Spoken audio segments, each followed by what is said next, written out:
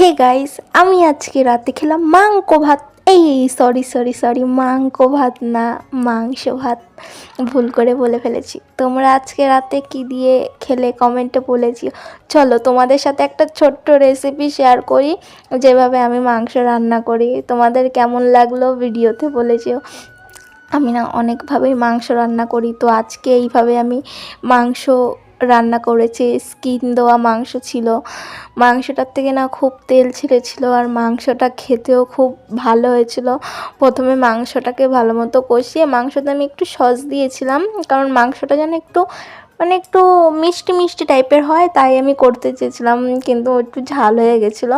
কিন্তু মাংসটা খেতে অপূর্ব হয়েছিল। তোমরা একবার এরকম সস দিয়ে মাংস খেয়ে দেখবে, হালকা একটু ঝোল রেখে মাংসটা খুব ভালো খেতে হয়। তোমরা কে কোথা থেকে আমার ভিডিও দেখছো কমেন্টে বলে যেও। তোমাদের যদি ভালো লাগে লাইক করে দিও। Bye bye.